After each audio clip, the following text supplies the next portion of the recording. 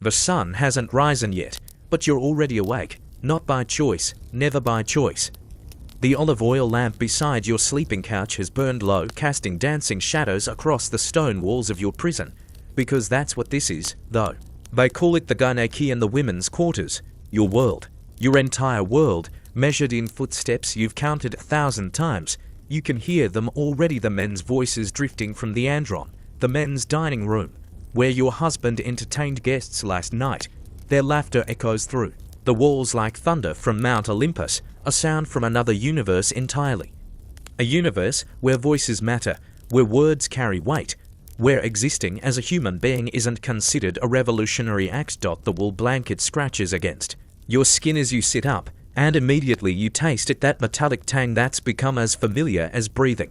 The lead from yesterday's cosmetics, still coating your teeth, still slowly killing you one beautiful day at a time.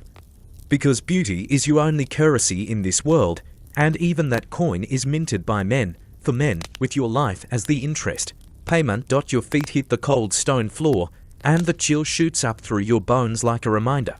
Winter in Athens isn't kind to anyone, but it's especially cruel to those who aren't allowed to warm themselves by the central hearth, who must wait for permission to approach the fire that burns in the heart of a home that will never truly be. There's around you, the other women are stirring. Your mother-in-law, whose name you rarely speak aloud because daughters-in-law don't address their betters directly. Your sister-in-law, barely 14 and already pregnant with her second child, the first having died last winter. Another statistic in a city where infant mortality is so common it barely registers as tragedy anymore. Your own daughter, sleeping beside you, 5 years old and blissfully unaware that in a few short years she'd be married off to a man 3 times her age, if she's lucky enough to live that long. This is your family, these are your people. The only people who will ever truly know you, because the men in your life, your father, your husband, your sons, they know only what they need to know. They know your womb works, your hands are skilled at the loom, your mouth stays shut when strangers visit. Beyond that, you might as well be furniture. Expensive, well-maintained furniture, but furniture nonetheless. The sound of the rooster's crow pierces the pre-dawn darkness, and with it comes the familiar weight settling on your chest. Another day, another performance, another 24 hours of existing in the spaces between other people's lives, of being essential to the functioning of civilization while remaining invisible to history. You rise, smooth your chiton with hands that already ache from yesterday's weaving, and begin the daily ritual of disappearing, of being the ghost in your own life, the shadow that keeps the household running while never being seen to do so. Outside, Athens is waking up to another glorious day of democracy, philosophy, and the pursuit of truth. Inside the Gyneceion, you're preparing for another day of survival. Still think ancient Greece was the golden age of civilization. Let's see how golden it looks when you're living it instead of learning about it in a textbook written by men, about men, for men. Welcome to your life as a woman in classical Athens. Try not to die before we are finished. The Gyneceion isn't just a room, it's an entire wing of the house designed with one purpose in mind, to contain you. The architect who designed this space understood women the way a zookeeper understands dangerous animals. Give them enough room to function, not enough to escape, and always keep them separate from the visitors who might ask uncomfortable questions about why half the population lives like this. Your sleeping couch sits against the far wall, its wooden frame worn smooth by generations of women who've spent their nights here, staring at the same stone ceiling, listening to the same sounds of masculine laughter filtering through the walls. The mattress, such as it is, consists of woven rope and whatever wool stuffing hasn't been pillaged for other household needs. Comfort isn't the point is that you have a place to sleep, and that place is here, behind locked doors, where you belong. The walls are thick enough that your cries during childbirth won't disturb the men's symposiums, thick enough that your sobbing over another daughter exposed on the hillside won't interrupt their philosophical discussions about the nature of justice and virtue. The irony would be funny if it weren't so devastating. The same men who debate the ideal state by day return home to a system that would make Plato's cave allegory look like a window display. Light enters through narrow windows, set high in the walls, windows that are barred not for security against outside threats, but to keep the inhabitants in. You can see slivers of sky through them, enough to track the passage of time, the changing of seasons, the world continuing its business without you? Sometimes you catch glimpses of birds flying past, and you wonder if they know how lucky they are. Even the sparrows have more freedom than you do. The floor is stone, always cold, always unforgiving under bare feet. In winter, it's like walking on ice. In summer, it's marginally less like walking on ice. Rugs are a luxury reserved for the Andron, where guests might judge the household's prosperity. Here, in the women's quarters, functionality trumps comfort every time. The cold floor serves a purpose. It's easier to clean when the monthly bleeding stains it, easier to scrub when childbirth turns it into a battlefield. Your loom dominates the center of the room, a wooden monument to everything your life has become. It's not just a tool. It's an altar where you sacrifice hours, days, years of your existence to produce the textiles that keep the household clothed and generate income for your husband's business ventures. The wool hanging from its frame tells the story of your days. Mornings spent spinning, afternoons weaving, evenings mending. It's a clock that measures time not in hours, but in yards of fabric produced, children clothed, dowries prepared, around the loom, baskets overflow with raw wool, some still smelling of the sheep it came from, some dyed with colours that will stain your fingers for days, purples from murex shells that cost more than some people earn in a year, reds from madder root that turn your hands the colour of dried blood, blues from woad that remind you of the sky you're not allowed to walk under freely.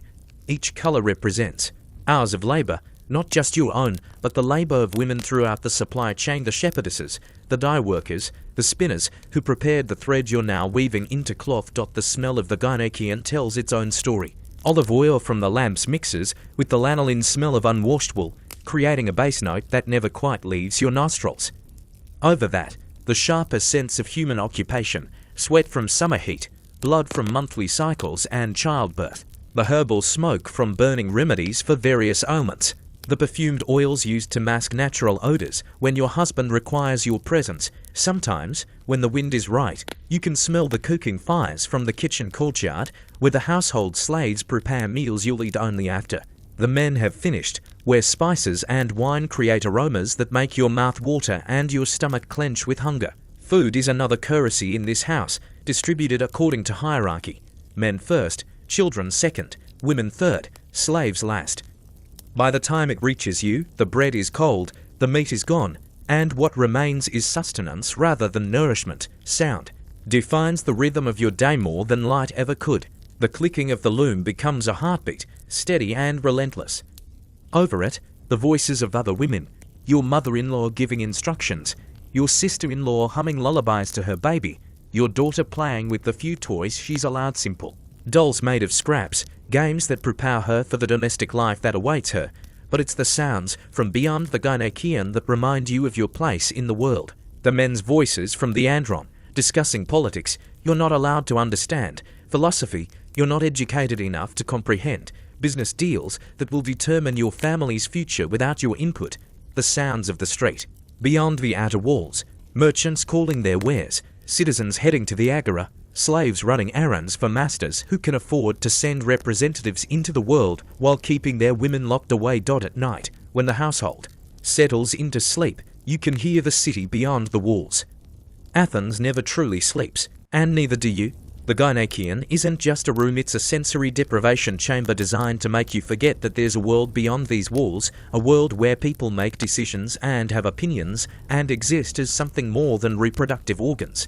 With convenient hands for weaving, the walls are decorated, but even the decorations tell the story of your imprisonment. Painted scenes of mythological women, Penelope at her loom, Andromache saying goodbye to Hector, Helen being blamed for a war she didn't start. The message is clear. These are your role models. These are your aspirations. These are the limits of your imagination, faithful wife, grieving widow, beautiful scapegoat. The walls of your prison are decorated with the dreams they've chosen for you. This is home. This is safety. This is protection. This is your life, measured in the space between four walls, counted in the hours between dawn and dusk, weighed in the silence between one day and the next. Still think you'd want to visit ancient Greece? We haven't even talked about hygiene yet. Your reflection stares back at you from the polished bronze mirror, and you barely recognize the woman looking back. Not because you've changed, you're still 18, still considered in your prime by the standards of a society that measures women's worth in their ability to produce heirs, but because the face staring back at you is a carefully constructed mask, painted with the tools of your own destruction.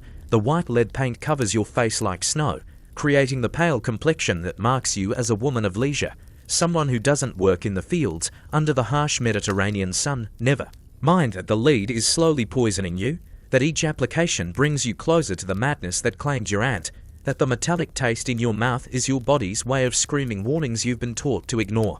Beauty requires sacrifice, and apparently, your sanity is a reasonable price to pay for your husband's social standing. The coal around your eyes, made from antimony and soot, makes your gaze appear larger, more doe-like, more pleasing to masculine sensibilities. It also makes your eyes water constantly, leaving tracks through the white lead that must be constantly reapplied.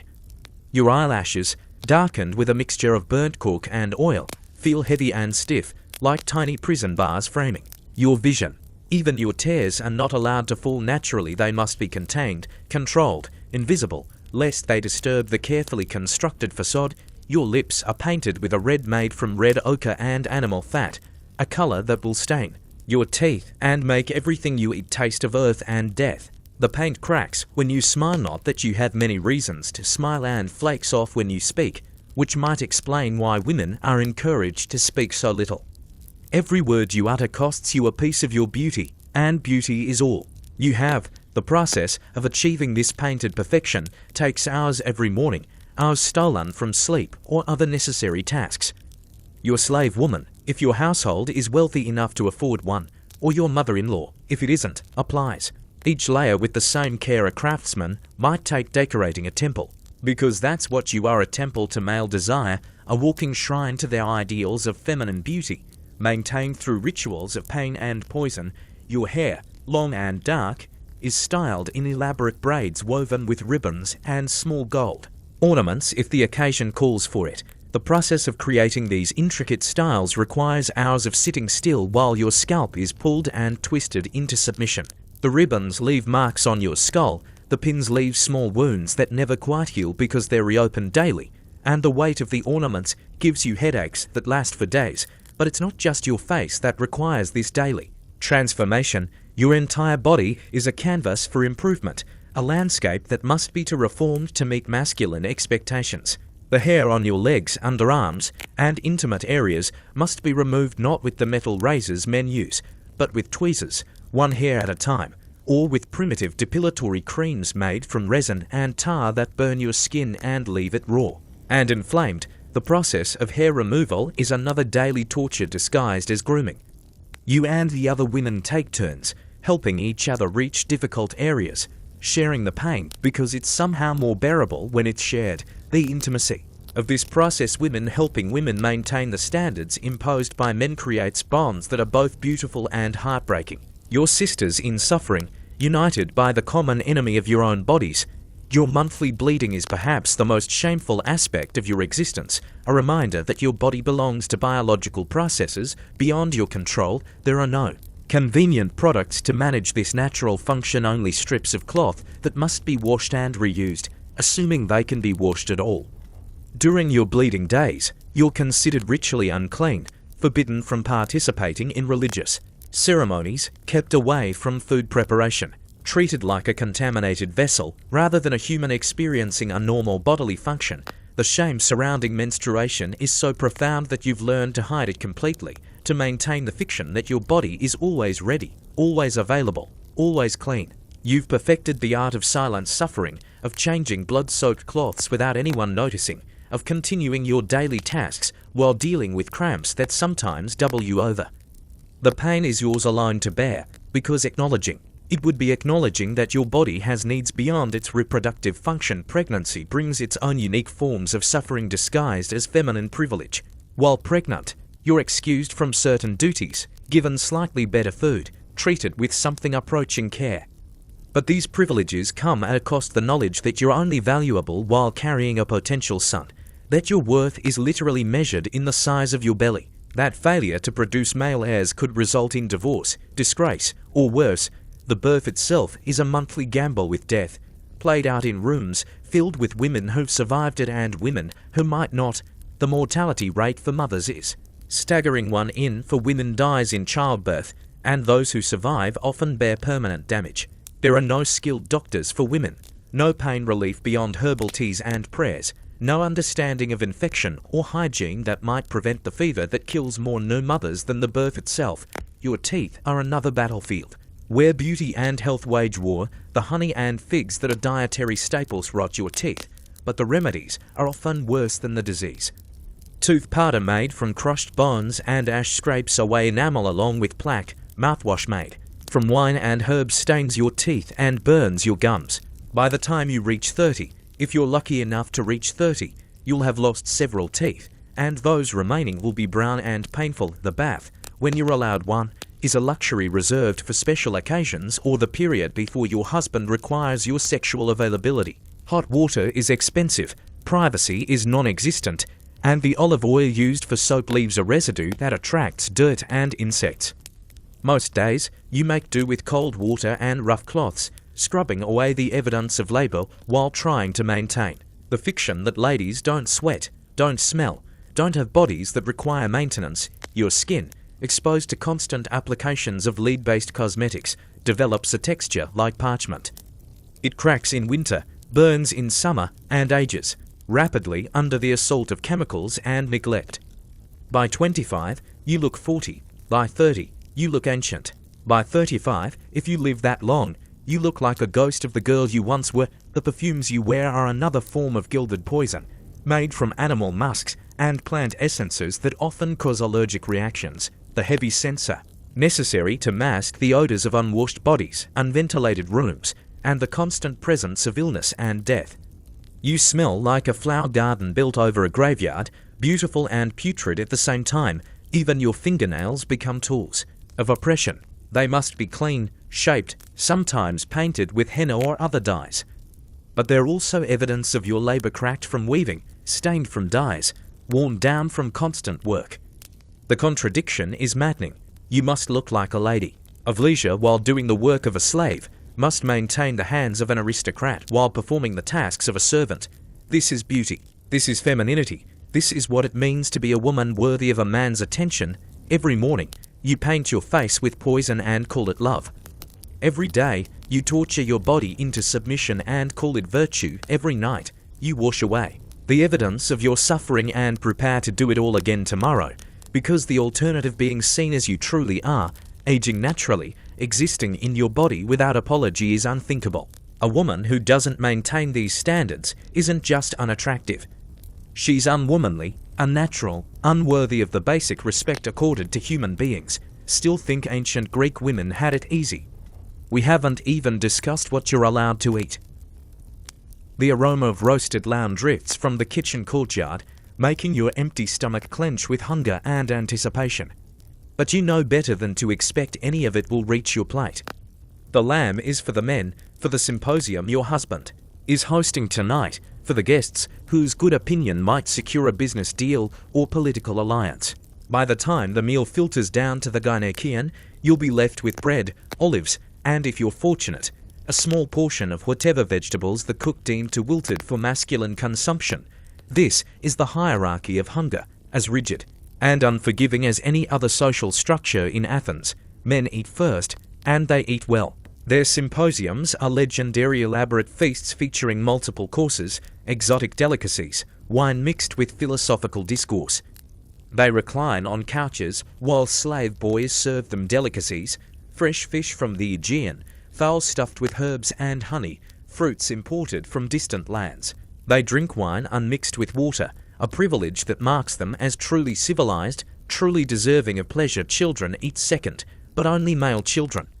Your infant son, barely weaned, already receives better portions than you do soft breads, soaked in watered wine, the choicest cuts of meat chopped into tiny pieces, honey cakes that make him laugh and clap his sticky hands. He's being trained for future privilege, his palate educated to expect the finest things.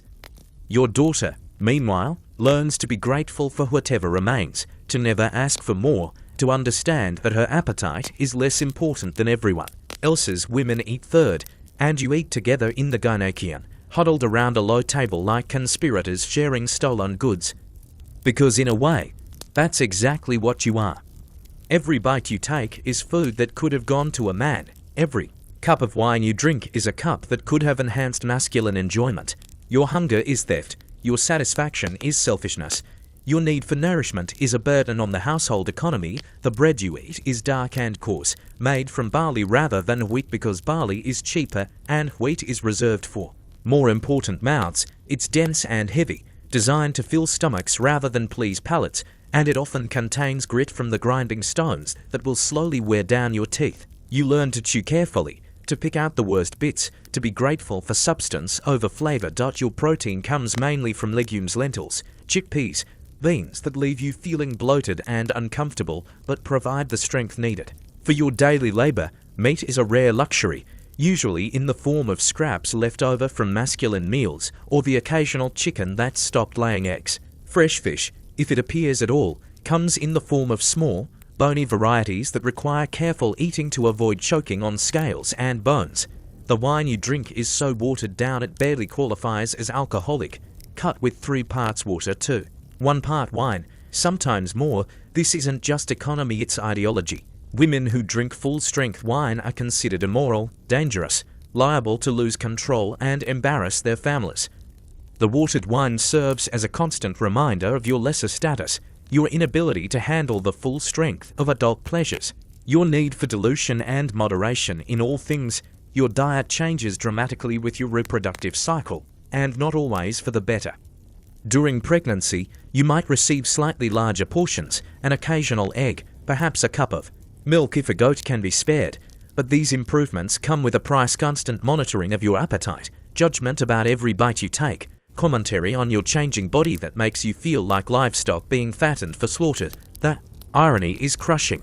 During the times when your body most needs nutrition, pregnancy, breastfeeding, recovery from childbirth, you're given just enough extra food to keep you functional, never enough to make you comfortable. It's calculated generosity, strategic nourishment designed to keep the reproductive machinery running without waste or excess. After childbirth, if you're breastfeeding, your portions might improve temporarily. But if the child dies, as so many do, your improved diet disappears immediately. Grief doesn't entitle you to better food. If anything, it makes you less deserving, less useful, more of a drain on household resources. You learn to hide your mourning behind expressions of gratitude for whatever you're given. The seasonal cycle dictates much of what you eat, but it affects women differently than men. In winter, when food stores run low, your portions shrink first. In summer, when fresh fruits and vegetables are available, you get the ones that are slightly overripe, slightly damaged, slightly less perfect than what the men receive. You become an expert at cutting away the bad parts, making the unappetizing edible, turning scraps into sustenance. Fasting is another tool of control disguised as religious observance. Women are expected to fast more frequently than men, to purify themselves through hunger, to demonstrate their spiritual devotion through physical suffering.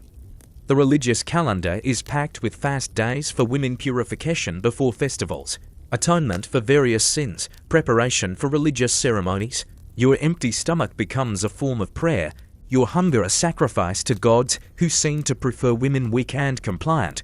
The kitchen is simultaneously a place of power and powerlessness for women. If you're wealthy enough to have slaves, you might direct food preparation without actually doing it. If you're poor, you do all the cooking while having little control over what you're allowed to cook.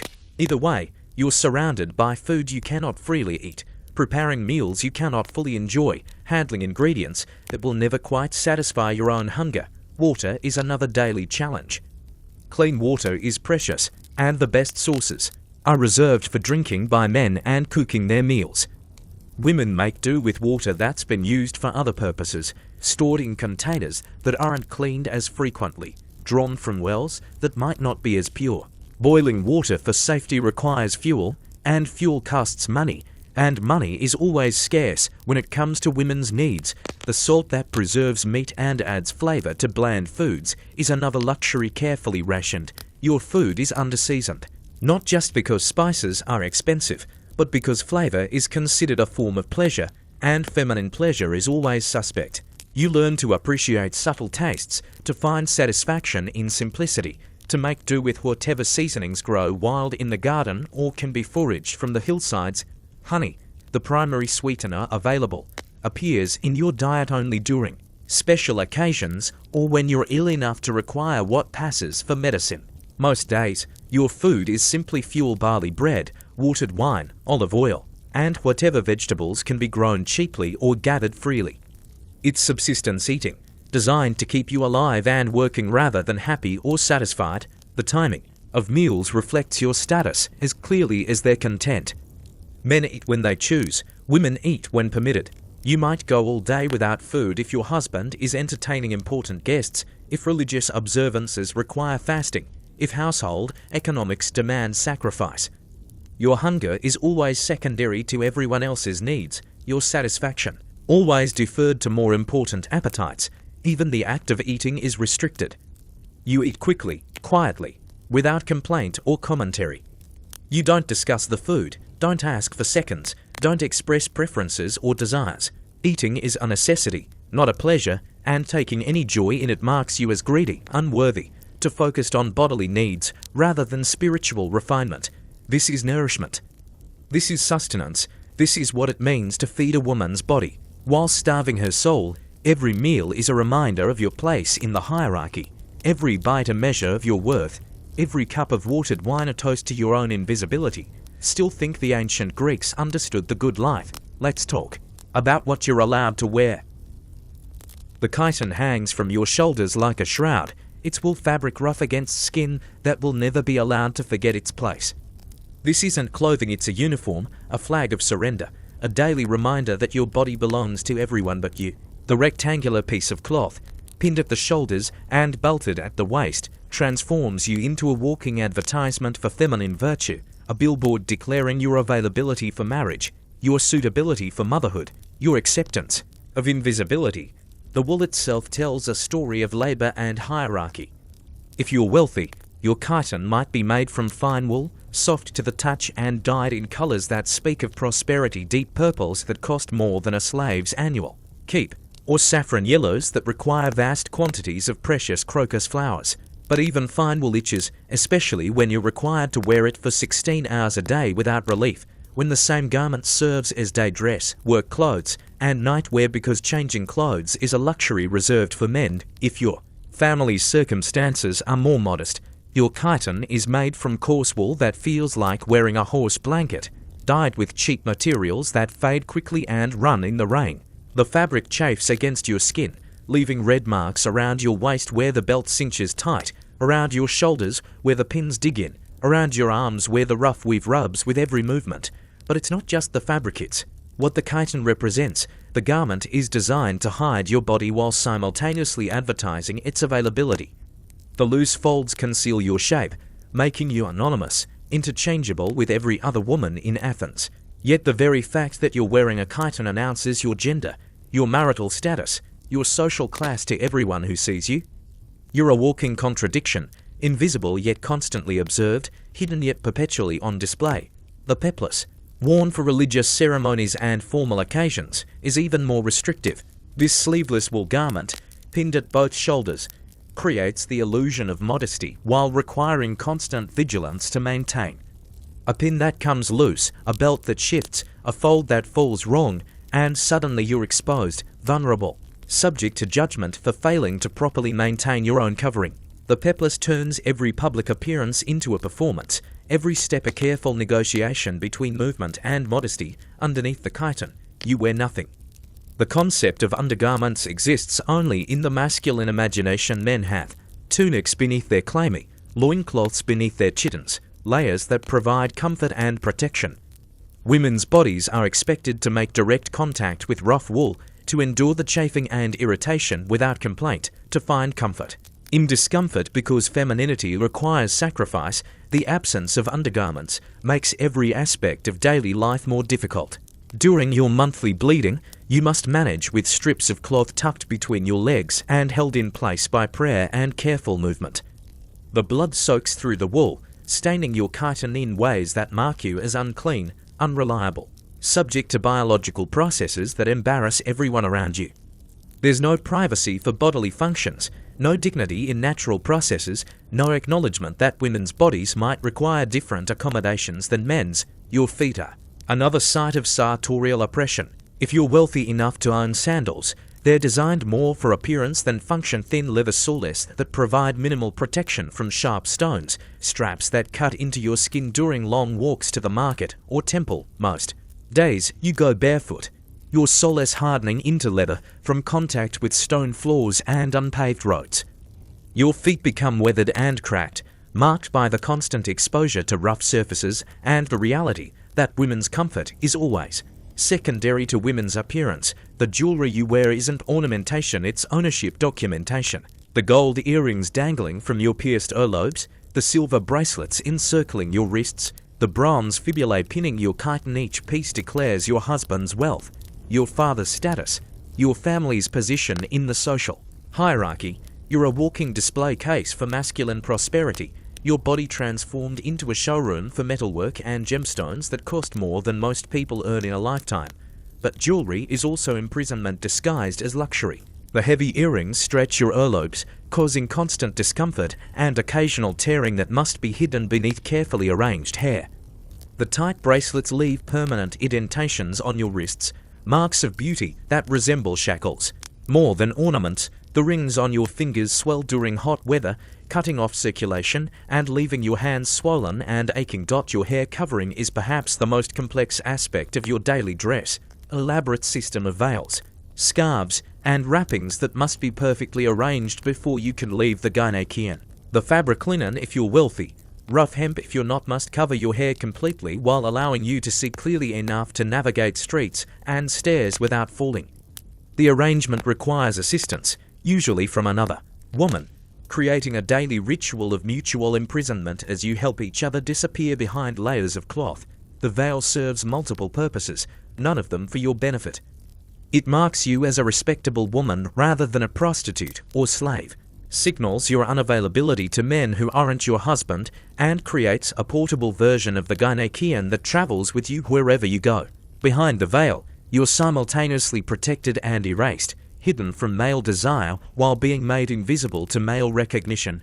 But the veil also creates practical problems that no one acknowledges. Your peripheral vision is severely limited, making navigation dangerous in crowded streets. The fabric catches on doorways, gets tangled in cart wheels, provides handholds for anyone who wants to grab or control you. Eating while veiled requires careful choreography. Speaking requires projection that might be considered unladylike, and any sudden movement risks displacement that could expose your hair and mark you as immoral. The seasonal variations in clothing reveal the depth of feminine subjugation. In winter, you layer wool upon wool, creating bulk that makes movement difficult and graceful deportment nearly impossible. The weight of wet wool during rainy seasons is crushing, literally and figuratively. You carry pounds of waterlogged fabric while trying to maintain the appearance of ethereal femininity. In summer, the dark colors preferred for women's clothing absorb heat, making every day a trial by fire, while men wear light colors that reflect the sun's rays. Color itself becomes another form of control. Bright colors are reserved for young, unmarried women, advertising their availability like flowers attracting pollinators. After marriage, your palette shifts to darker, more modest tones: browns, deep reds, somber purples that signal your transition from sexual availability to reproductive utility. After menopause, if you live that long, you graduate to black and grey, colors that announce your social death. Even while you remain biologically alive, the maintenance of your clothing creates additional layers of oppression. Washing wool requires careful attention to much agitation, and it shrinks to little and it remains dirty, the wrong temperature, and it becomes unwearable. The dyes fade and run, staining everything they touch, including your skin. Oil stains from cooking and weaving are nearly impossible to remove, creating permanent marks of labor on garments that are supposed to present you as a lady of leisure. Mending becomes a constant occupation. The rough wool catches on everything, tears under stress, wears thin at pressure points. You spend hours repairing the same tears, reinforcing the same weak spots, patching holes with scraps of fabric that rarely match perfectly. Your clothing tells the story of your life in its repairs: darn spots where you've caught the fabric on the loom, patches where oil has eaten through the weave, reinforced areas where daily labor has worn the wool to threads. The chitten's design makes certain activities nearly impossible. Running is out of the question. The loose fabric tangles between your legs, the pins holding it together come loose, the belt shifts, and the entire garment threatens to fall off. Dancing is similarly restricted, limited to small steps and careful movements that won't disturb the elaborate draping. Even sitting requires constant adjustment to maintain modesty. Every position a careful negotiation between comfort and propriety. Your wedding dress deserves special mention not because it's beautiful, but because it represents the most expensive garment you'll ever wear, purchased for a single day and then stored away like a shroud waiting for your funeral.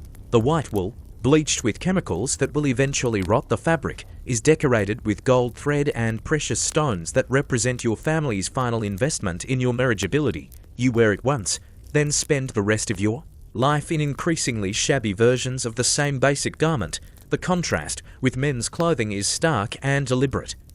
Men have variety different garments for different occasions, colors that reflect their moods and preferences, fabrics chosen for comfort as well as appearance. They have winter cloaks and summer tunics, work clothes and formal dress, athletic wear for gymnasium activities and military gear for warfare. Their clothing serves their needs rather than restricting their lives. But perhaps the most crushing aspect of feminine dress is what happens when you can no longer afford to maintain appearances. When your husband's business fails, when war disrupts trade, when illness prevents his work, your clothing deteriorates faster than it can be replaced. You become a walking advertisement for masculine failure, your shabby chiton and worn sandals announcing to the world that your protector has failed in his primary duty. The shame of poverty is gendered differently. A poorly dressed man might be seen as unlucky or lazy, but a poorly dressed woman reflects badly on every man in her life.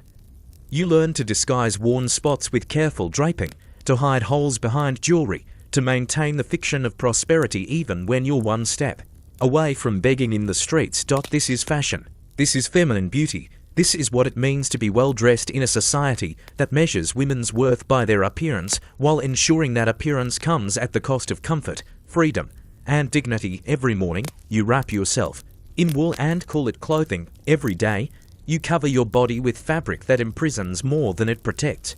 Every night, you remove layers of restriction and prepare to put them on again tomorrow, because the alternative, appearing in public improperly dressed, isn't just social suicide.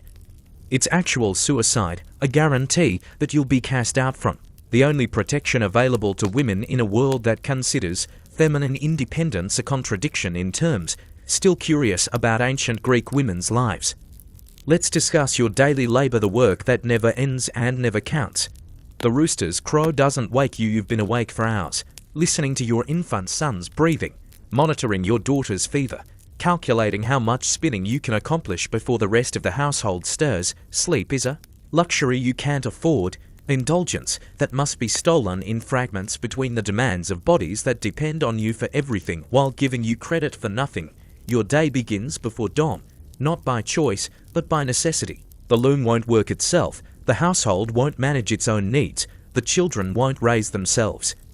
While your husband sleeps the sleep of the righteous, secure in the knowledge that his workday won't begin until the sun has fully risen, you're already calculating the impossible mathematics of feminine labor, how to accomplish 16 tasks in 12 hours while making it appear effortless, natural, the simple fulfillment of your feminine nature. The loom calls to you like a siren.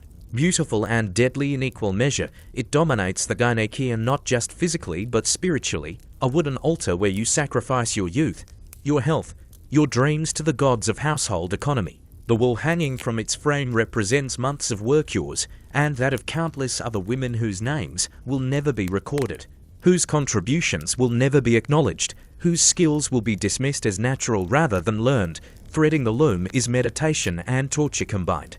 Each thread must be positioned perfectly, tensioned correctly, aligned with mathematical precision. Your fingers, already cramped from yesterday's work, move through the familiar motions, while your mind calculates how many yards of cloth can be produced this week, how much thread remains, whether there's enough dye for the pattern your mother-in-law has demanded. The mental arithmetic never stops. Every decision has consequences, every mistake has costs, every delay affects the Entire household economy. The weaving itself is hypnotic and numbing. Pass the shuttle through the warp, beat the weft into place, advance the cloth, repeat. Your hands develop a rhythm independent of conscious thought, leaving your mind free to wander to dangerous territories, wondering what lies beyond the Gynecian walls, imagining conversations with people who might value your thoughts, dreaming of a world where women's work is visible, valuable, voluntary. But the rhythm is also relentless. Stop for too long and the tension in the threads changes, affecting the quality of the cloth. Weave too quickly and mistakes creep in, flaws that will be discovered and criticized, evidence of your failure to maintain standards. The loom demands constant attention while providing no satisfaction. Each completed section of cloth simply reveals how much more remains to be done. Your back aches constantly from bending over the loom. Your shoulders burn from the repetitive motions. Your eyes strain from focusing on the intricate patterns that mark the difference between valuable cloth and mere covering. By midday, your hands are cramping so badly you can barely hold the shuttle, but stopping isn't an option. The household needs a certain quantity of cloth each month for clothing, for trade, for the dowries that will eventually be required for your daughters. Between sessions at the loom, you manage every other aspect of household operation. Food preparation, when you're allowed to participate, involves grinding grain that will wear down your teeth, kneading dough that will leave your arms aching, tending fires that will fill your lungs with smoke and your clothing with sparks. Every meal requires hours of preparation for minutes of consumption, and women do the preparation while men enjoy the consumption. Childcare is another full-time occupation that somehow must be accomplished simultaneously with all your other duties. Your infant son requires constant nursing, changing, attention, but he can't be allowed to interfere with your weaving schedule. You learn to nurse while threading the loom, to change cloths while keeping one hand on the shuttle, to sing lullabies that match the rhythm of your work. Multitasking isn't a modern invention, it's a survival skill developed by women who must accomplish multiple jobs with the time allotted for one. Your daughter requires different but equally constant attention. At 5, she's old enough to help with simple tasks, but too young to be trusted with anything important. Teaching her to spin thread becomes another layer of work. You must produce your own quota while guiding her clumsy fingers, correcting her mistakes, encouraging her progress, while ensuring her efforts don't compromise your own productivity. You're training your replacement while competing with her for limited resources. The management of slaves, if your household can afford them, creates paradoxes that illuminate the contradictions of your existence.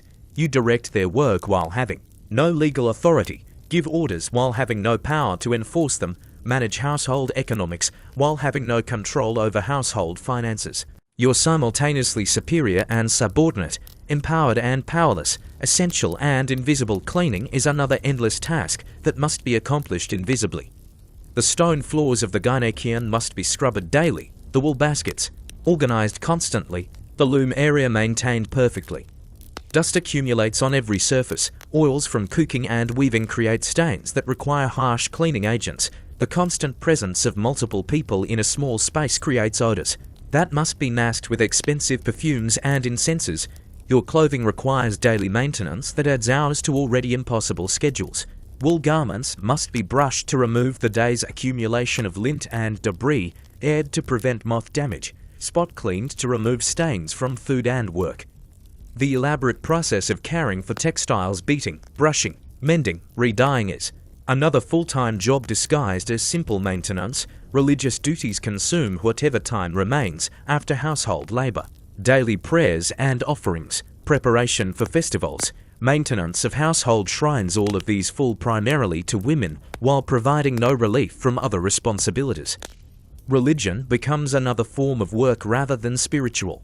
Comfort, another set of demands on time and energy that are already stretched beyond limits. The seasonal cycle intensifies certain aspects of your labor while never providing relief from others. Spring brings shearing season, when raw wool must be cleaned, sorted, and prepared for spinning, backbreaking work that fills the air with lanolin and sheep smell. Summer brings the harvest of plants used for dyeing, requiring long days in the sun, gathering roots and flowers while maintaining regular household duties. Autumn brings food preservation, the critical work of ensuring the household survives winter.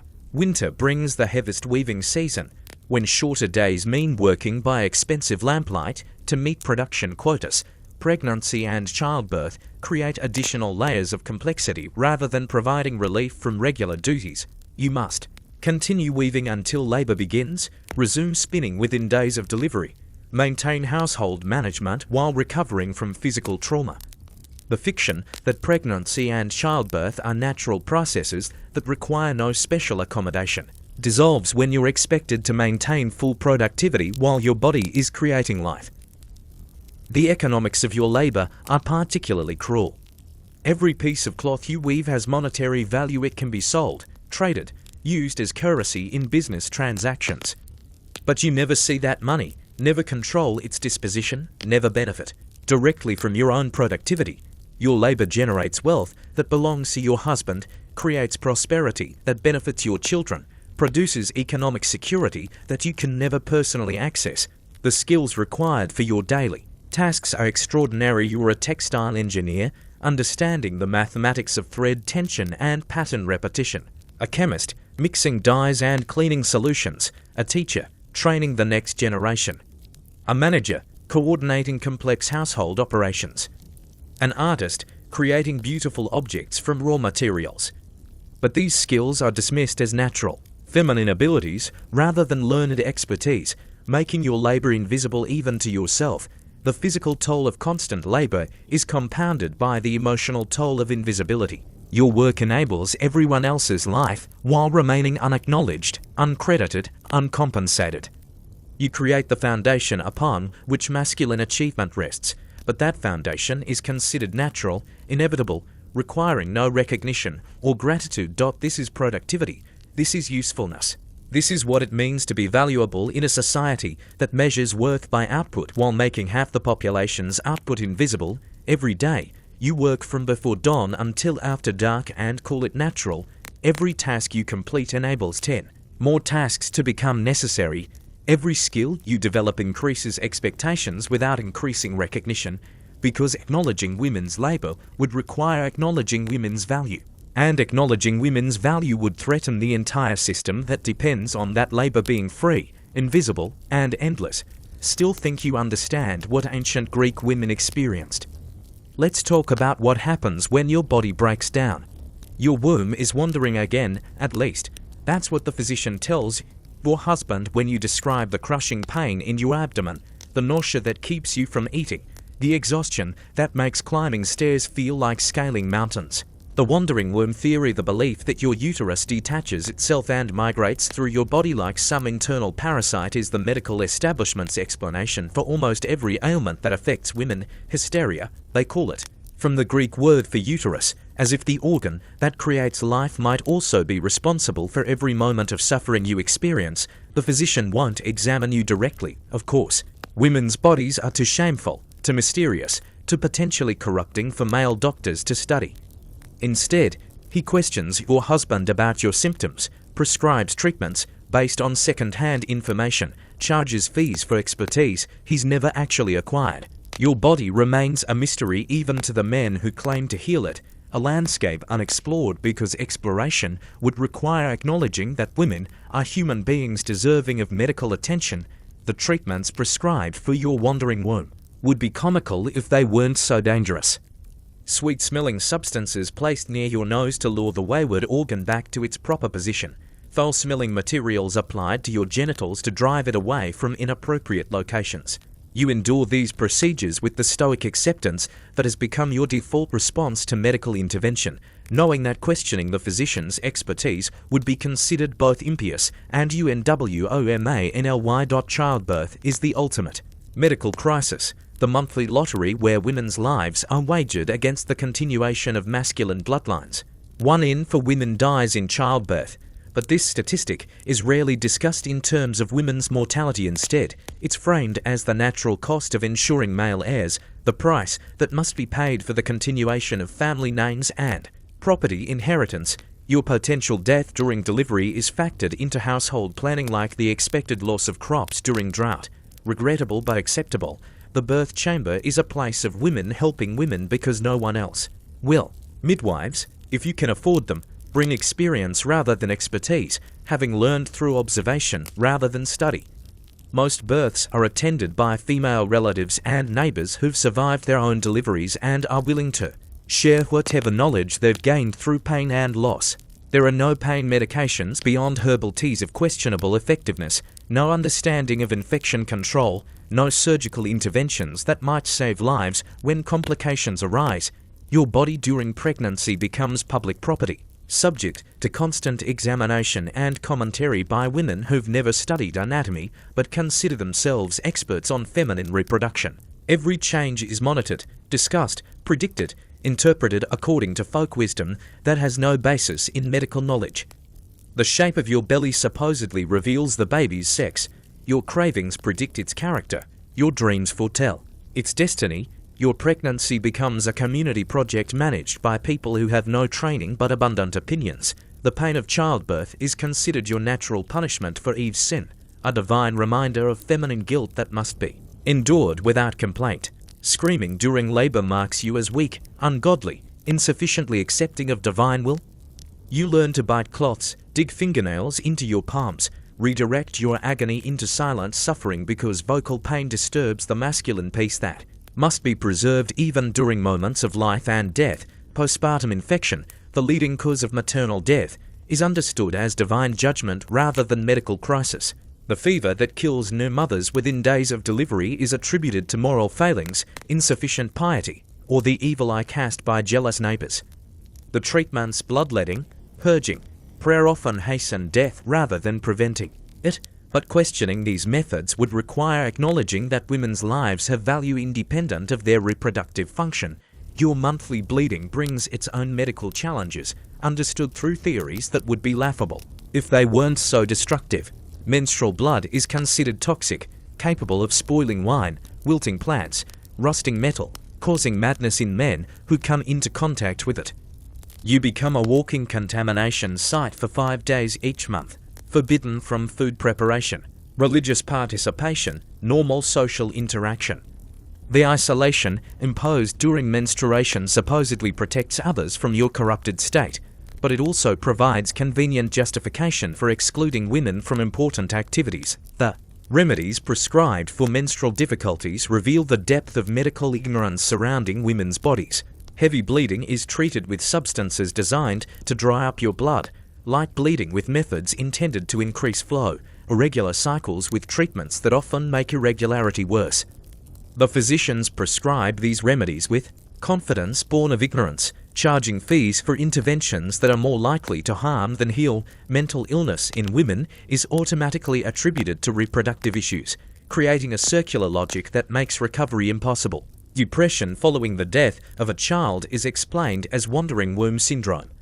Anxiety about economic insecurity is diagnosed as hysteria. Anger about domestic violence is treated as feminine madness requiring containment rather than justice.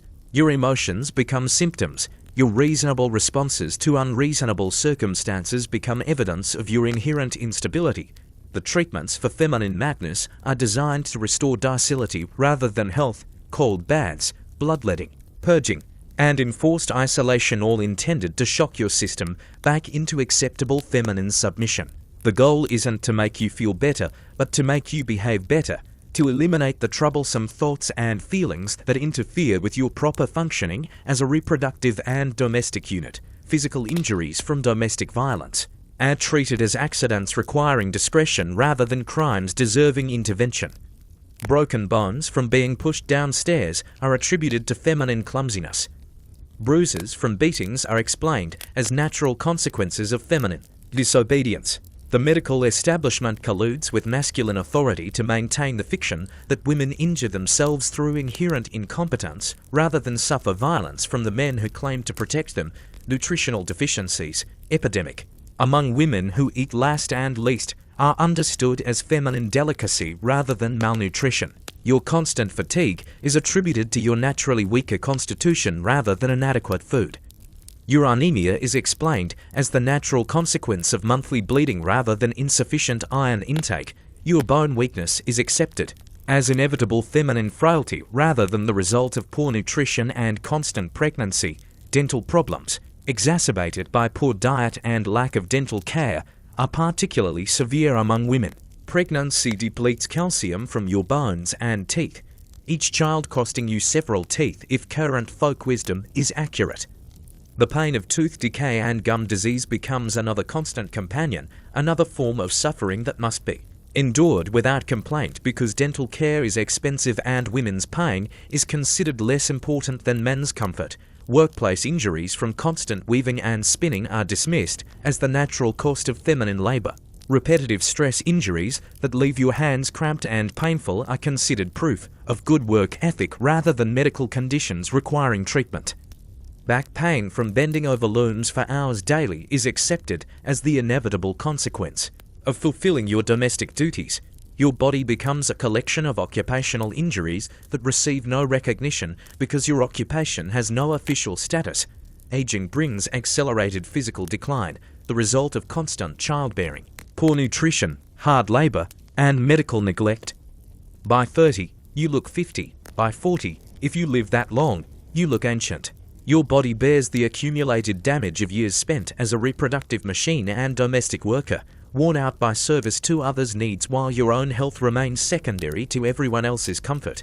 The herbs and remedies available for women's ailments are often more dangerous than the conditions they're supposed to treat.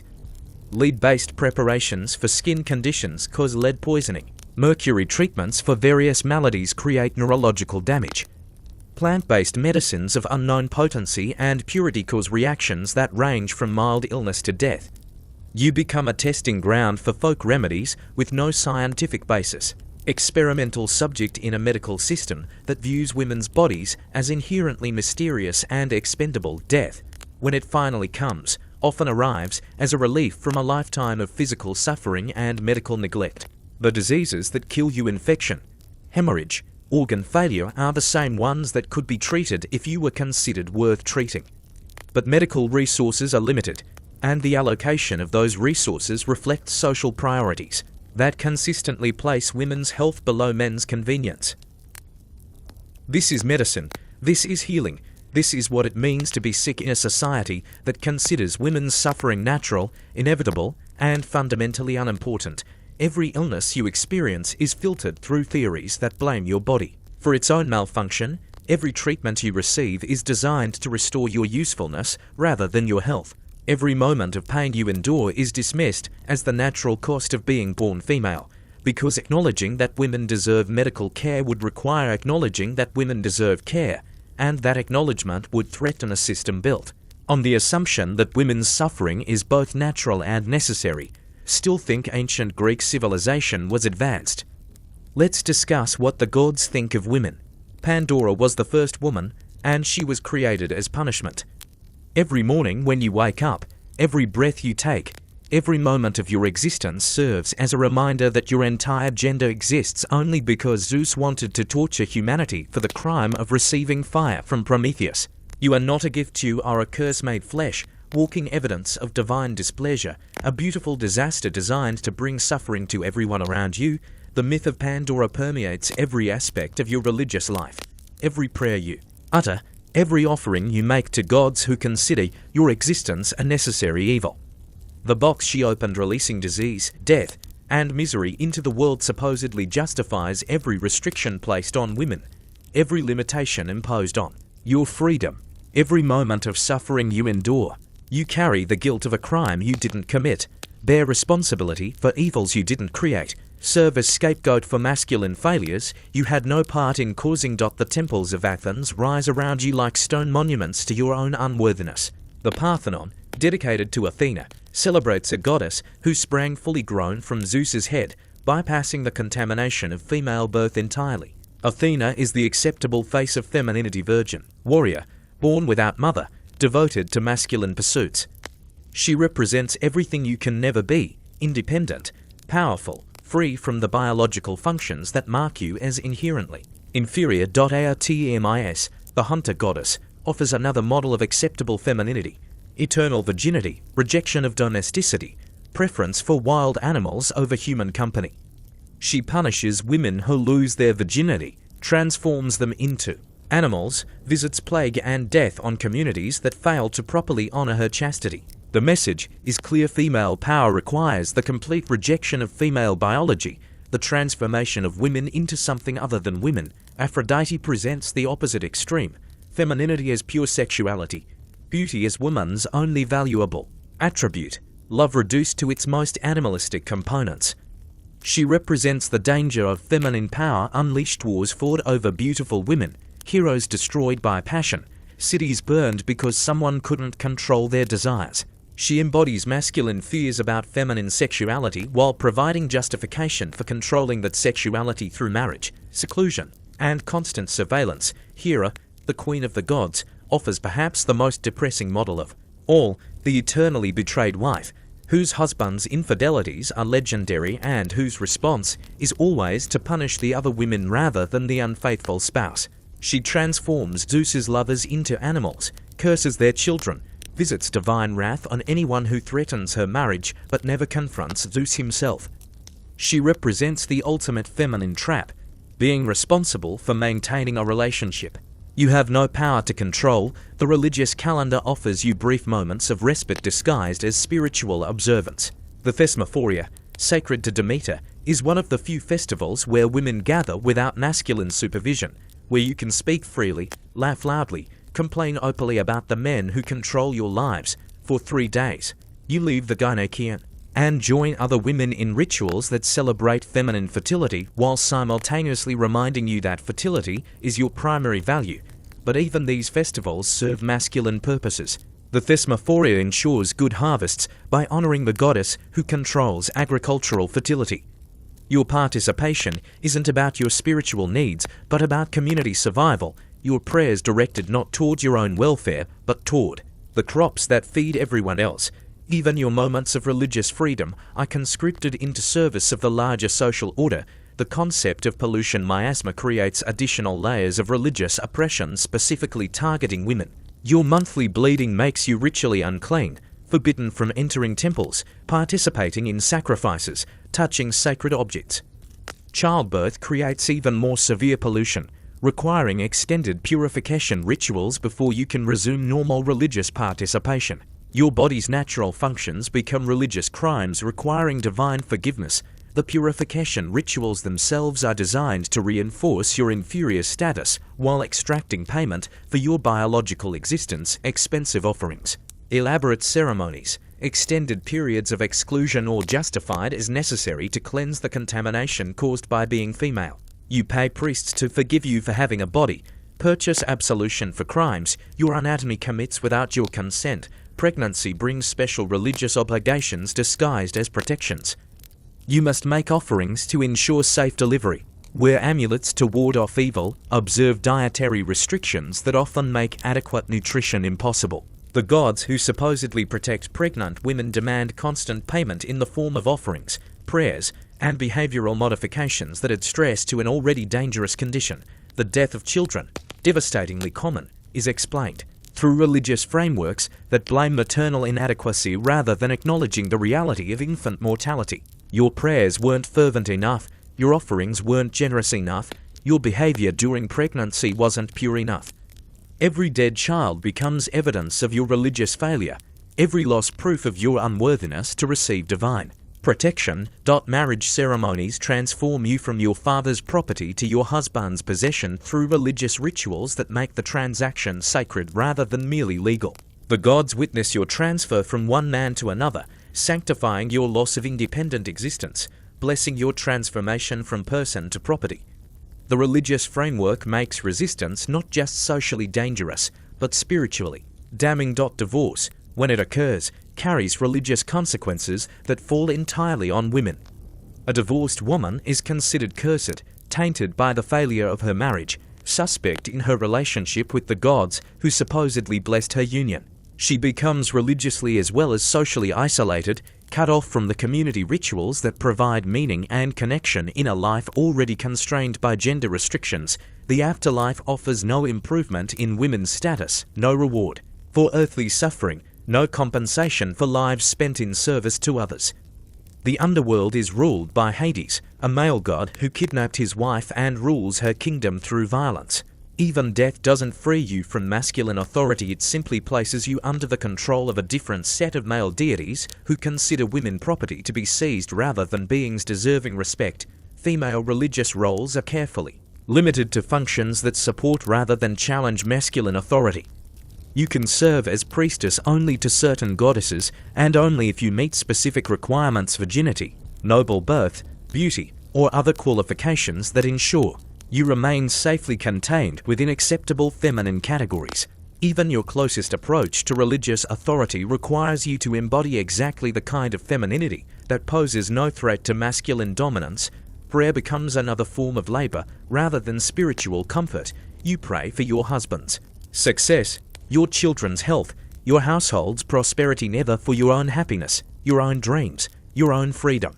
Your relationship with the divine is mediated through your relationships with the men who control your life. Your spiritual worth measured by your success in serving others' needs. Religious festivals often require extensive preparation that falls primarily to women, while providing entertainment primarily for men. You spend weeks preparing special foods, weaving ceremonial garments, organizing household participation in public celebrations, then watch from segregated areas while men enjoy the festivals your labor has made possible. The concept of divine justice offers no protection for women suffering injustice. The gods who supposedly maintain cosmic order consistently favor men over women, husbands over wives, fathers over daughters. Your prayers for protection from domestic violence go unanswered because the violence is considered divinely sanctioned.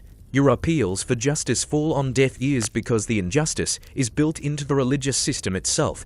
Omens and portents are interpreted differently depending on who receives them.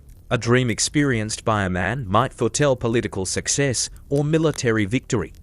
The same dream experienced by a woman predicts domestic harmony or reproductive success, never personal achievement, never individual destiny, never outcomes that don't center on your utility to others. This is religion.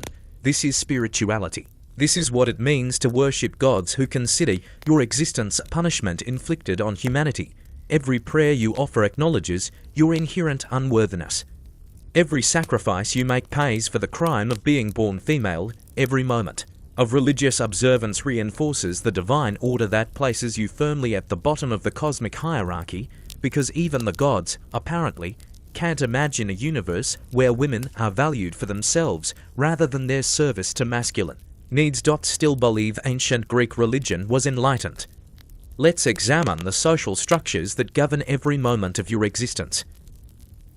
You are not a person. You are property that thinks it's a person, an object with the unfortunate capacity for consciousness, a tool that has developed the inconvenient ability to suffer. The law is clear on this point. You cannot own property. You cannot testify in court. You cannot enter into contracts. You cannot exist as a legal entity independent of the men who control your life. Your civic non-existence is so complete that rape committed against you is prosecuted as property damage to your father or husband rather than violence against your person. Your father owns you first, with absolute authority over every aspect of your existence. He decides whether you live or die within hours of your birth. Girl babies are exposed on hillsides with casual indifference, their deaths so common they barely register as tragedy. If he allows you to live, it's because he calculates that your eventual marriage value outweighs the cost of raising you.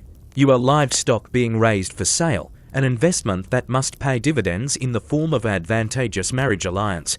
The marriage transaction itself reveals the true nature of your status in society. Your husband pays a bride price to your father, compensating him for the loss of property, while your father provides a dowry that essentially pays your husband to take possession of you. Money changes hands, contracts are signed, witnesses observe the transfer, but you are cargo rather than participant, merchandise rather than party to the agreement. The ceremony celebrates your successful transition from one man's property to another's. Your husband's authority over you is absolute and legally protected. He can beat you without legal consequence as long as he doesn't permanently disable you or reduce your reproductive capacity. He can lock you in the Gynaekean indefinitely, restrict your contact with others, control every aspect of your daily life. If you displease him, he can divorce you by simply sending you back to your father's house, keeping your dowry as compensation for his inconvenience. The concept of marital rape doesn't exist because rape requires the violation of someone with legal standing, and you have no legal standing. Your body belongs to your husband. Using it as he sees fit is his right rather than your violation. Sexual consent is not a concept that applies to property, and you are property that happens to have sexual organs useful for producing male heirs. Domestic violence is not only legal but socially encouraged as a method of maintaining proper household order. A husband who doesn't control his wife through violence when necessary is considered weak, unmanly, failing in his basic responsibilities. The violence isn't random, it's systematic, purposeful, designed to maintain your compliance through fear and pain. You learn to read the signs, the tone of voice that precedes a beating, the facial expression that signals danger, the time of day when violence is most likely. The isolation imposed by the Gynekian system serves multiple purposes, all designed to break your spirit and maintain your dependence.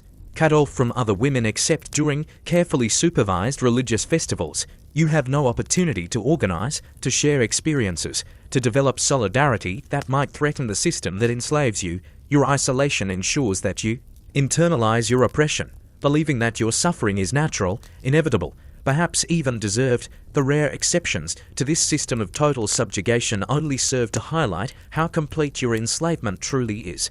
Priestesses of certain temples enjoy limited autonomy, but only because they serve male gods who require female intermediaries. Their freedom is conditional, revocable, and comes at the cost of childlessness. They must sacrifice their reproductive capacity to gain even marginal independence. The hetairai, educated courtesans who accompany men to symposiums, appear to have freedom but are still property, simply more expensive and intellectually entertaining property than wives. Even these exceptional women exist at the pleasure of male society, their status dependent on male approval and male need. They are not truly free, but rather occupy a slightly larger cage, one that allows them to sing more beautifully for their captors.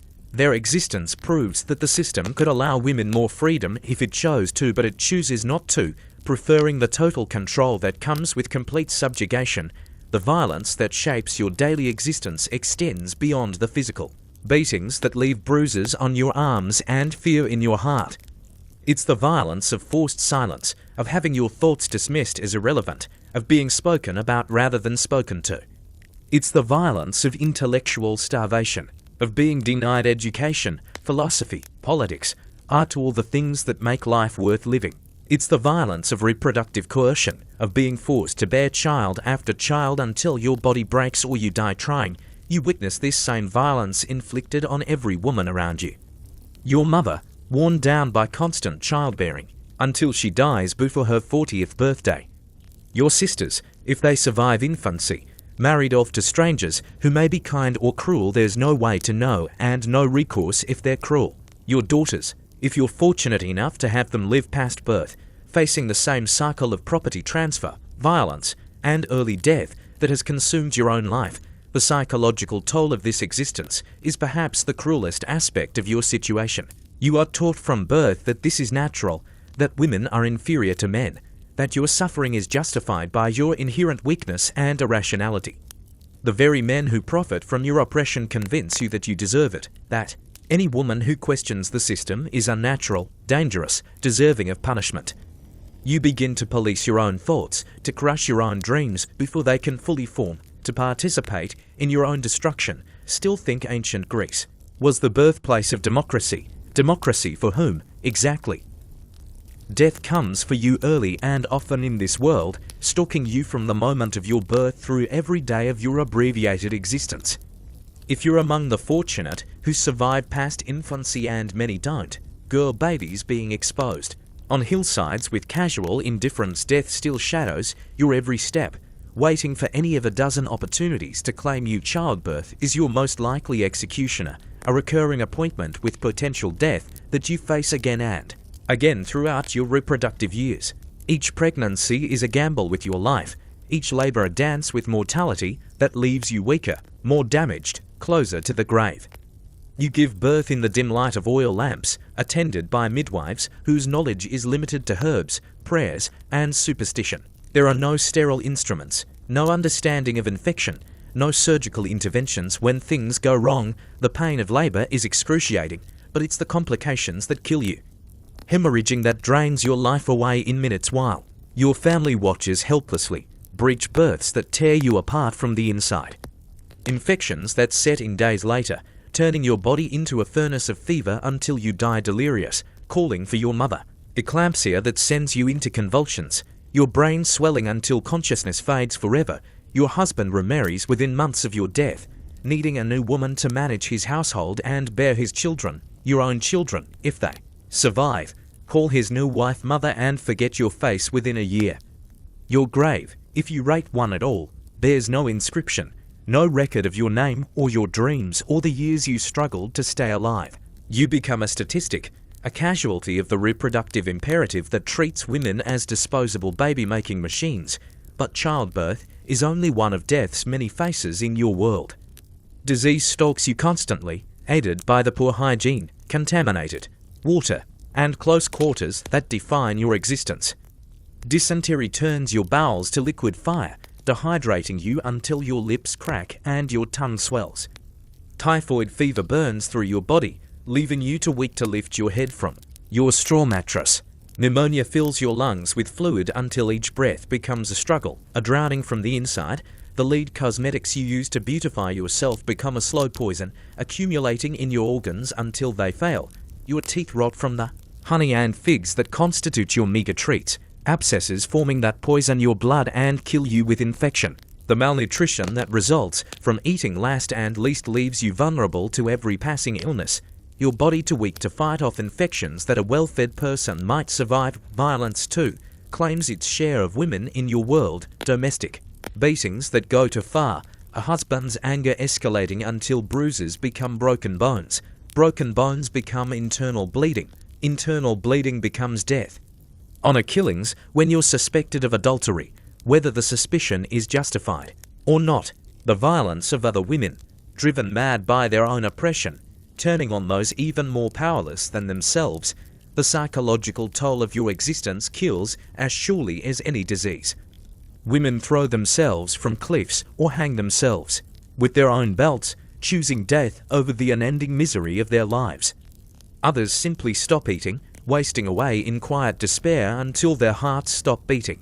The phenomenon is so common it has unnamed the melancholy of women that it's treated as a character flaw rather than a response to unbearable circumstances. Mental illness, when it manifests, is interpreted as divine punishment or demonic possession. If you develop what we would recognize as depression, anxiety, or post-traumatic stress, you're chained to walls, beaten to drive out the evil spirits, or abandoned to die in the countryside. There is no understanding of mental health, no compassion for psychological suffering, no treatment beyond prayer and violence. Age, if you're extraordinarily fortunate to reach it, brings its own forms of death. Your body, worn out by constant childbearing and hard labor, simply gives up. Your bones become brittle and break from minor falls. Your heart, stressed by years of poor nutrition and repeated pregnancies, stutters to a stop. Your immune system, compromised by a lifetime of illness and malnutrition, can no longer protect you from the diseases that younger women might survive. But perhaps the cruelest aspect of your death is its anonymity. You lived without a voice, and you die without a monument. Your husband might mention your passing to his friends. My wife died in childbirth, the same way he might mention the death of a valuable slave or a prized goat. Your children, if they survive, remember you as a source of food and comfort, rather than as a person with hopes and dreams and fears. No one records your thoughts, your struggles, your small victories and daily defeats. No one preserves your words or your wisdom or your unique perspective on the world. You disappear from history as completely as if you had never existed, your life reduced to a few lines in someone else's story. Wife of, mother of, daughter of, never simply yourself, never worthy of individual remembrance. The graveyards of ancient Greece are filled with nameless stones marking the remains of countless women whose stories died with them.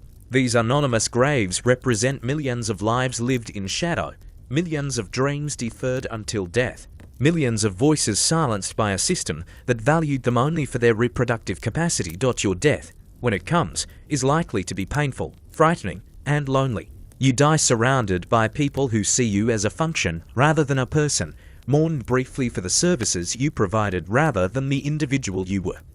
And then you are forgotten, your place in the world filled by another woman who will face the same struggles, the same limitations, the same anonymous ending, still think you would have wanted to live in ancient Greece, still romanticize the classical world.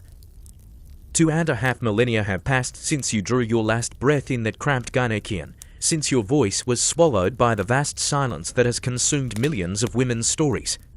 The Athens that confined you crumbled to dust centuries ago, its marble columns scattered, its philosophers forgotten by all but scholars, its democracy revealed as the limited privilege of a few thousand men. But the echoes of your suffering still reverberate through time, whispering truths that make us uncomfortable about the price of civilization. The men who built their glorious city-state on your back are remembered as the founders of Western thought, the pioneers of democracy, the creators of philosophy and theatre and art.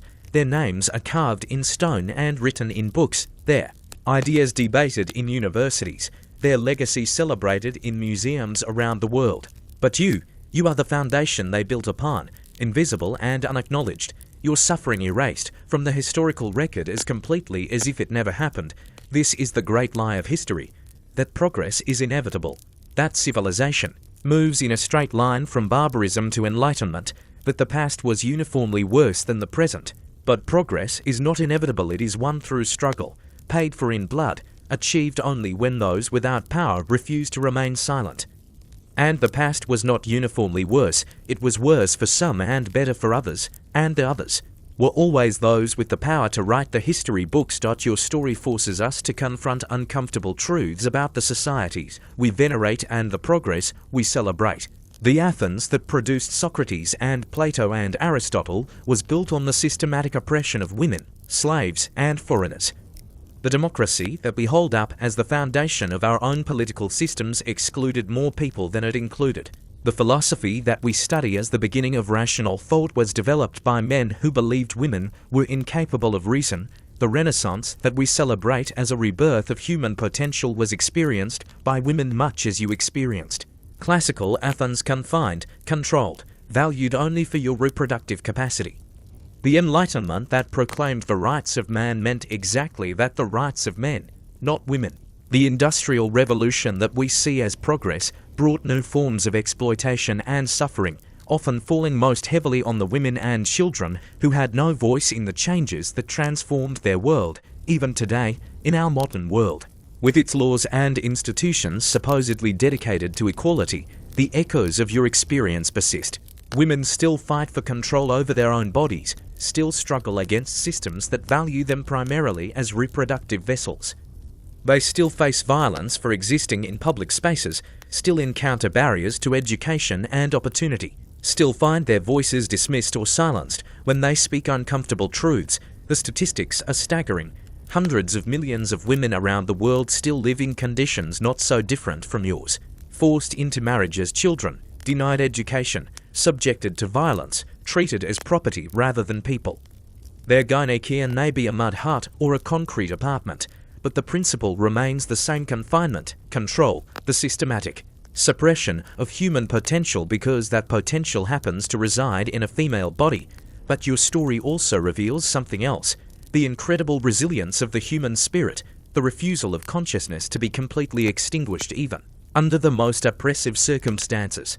Despite everything, the violence, the confinement, the constant message that you were worthless, you still managed to love your children, to find moments of joy, to preserve some small spark of yourself in a world designed to extinguish it completely. The fragments of women's voices that do survive from your era, scratched on pottery, preserved in letters, recorded in the margins of male-authored texts, reveal the same complexity, intelligence, and depth of feeling that we see in women today. The system tried to convince the world that women were incapable of rational thought, but the evidence suggests otherwise. You are not incapable of philosophy. You were forbidden from practicing it. You were not incapable of politics. You were excluded from participating in it. You were not incapable of greatness. You were systematically prevented from achieving it. This is perhaps the most tragic aspect of your story, not just what you suffered, but what the world lost when your potential was squandered. How many brilliant minds were wasted in those Gynekaea? How many innovations never happened because half the population was locked away from public life? How many artistic masterpieces were never created? How many scientific discoveries never made? How many philosophical insights never shared because women were considered too inferior to contribute to human knowledge? The golden age of Athens might have been even more golden if it had included the contributions of all its people rather than just a privileged few. The philosophy might have been more complete if it had incorporated female perspectives on the human condition.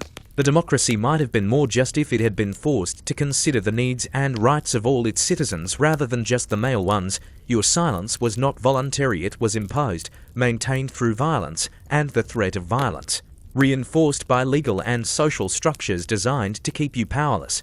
But silence has its own power, and the accumulated weight of all those silenced voices creates a resonance that transcends time. Your story may not have been recorded in the official histories, but it lives on in the struggles of every woman who has fought for the right to speak, to choose, to exist as a full human being rather than as someone else's property. The modern world still grapples with the legacy of the systems that oppressed you. The idea that women are naturally inferior to men, that their primary value lies in their reproductive capacity, that their voices are less important than men's. These beliefs didn't disappear with the fall of ancient civilizations. They evolved, adapted, found new forms of expression, but the underlying assumptions remained remarkably consistent across cultures and centuries. Breaking free from these assumptions requires us to listen to the voices that were silenced, to imagine the stories that were never told, to recognize the full humanity of those who were denied the opportunity to express it. Your story is not just ancient history, it's a reminder of how quickly progress can be reversed, how easily rights can be taken away, how important it is to remain vigilant against the forces that would reduce human beings to their most basic biological functions. The women who fought for the right to vote, to own property, to control their own bodies, to speak in public, to pursue education and careers, they were fighting against the same systems that confined you to the Gynekaean. Every victory they won was a victory for you as well, a small redemption of the suffering you endured, a proof that your silence was not permanent and your oppression was not inevitable. But the fight is not over in a world where women's rights are still contested, where their voices are still dismissed, where their bodies are still treated as public property. Your story remains urgently relevant. The Gynekaean may be gone, but the impulse to control and confine women persists in new forms, requiring constant vigilance and resistance. Your legacy is not the silence that was imposed upon you, but the voices that broke through that silence. The women who refused to accept that their oppression was natural or inevitable, who demanded recognition of their full humanity. Every woman who speaks when she's told to be silent, who pursues her dreams despite the obstacles, who refuses to be reduced to her reproductive capacity, carries forward the resistance that you could only dream of. The weight of your silence has become the foundation for others' voices. The suffering you endured was not meaningless if it helps us understand the true cost of oppression and the true value of freedom. Your story reminds us that progress is not inevitable, that rights are not permanent, that vigilance is the price of liberty not just for some, but for all. The ghosts of the Gynekaean still walk among us, reminding us that the price of civilization should never again be paid by the systematic oppression of half the human race. Your voice, silent for so long, finally speaks through the chorus of all those who refuse to accept that some people matter less than others, that some dreams are worth less than others, that some lives are worth less than others. You were more than property. You were more than a reproductive vessel. You were more than the sum of your suffering. You were a human being with thoughts and feelings and dreams and fears, and the fact that the world tried to erase you does not diminish your worth or the importance of your story. In remembering you, we honor not just your individual struggle, but the struggles of all those whose voices have been silenced, whose stories have been erased, whose humanity has been denied. Your silence speaks louder than any monument, and your story lives on in every act of resistance against the forces that would reduce human beings to less than they are. The Gynekaean is empty now, its walls crumbled to dust, its locks rusted away, but somewhere in the ruins, if you listen carefully, you can still hear the echo of women's voices, not the silence that was imposed upon them, but the songs they sang when they thought no one was listening, the stories they told each other in whispered conversations, the dreams they nurtured despite everything. Those voices remind us that consciousness cannot be completely suppressed, that the human spirit finds ways to assert itself even under the most oppressive circumstances, that hope persists even in the darkest places. Your story is ultimately not one of despair, of endurance, not of defeat, but of the quiet victories that make survival possible. The weight of silence has been lifted. The voices have been heard. The Gynecian will never again confine the dreams of half the human race, still think the ancient world was a simpler, more noble time.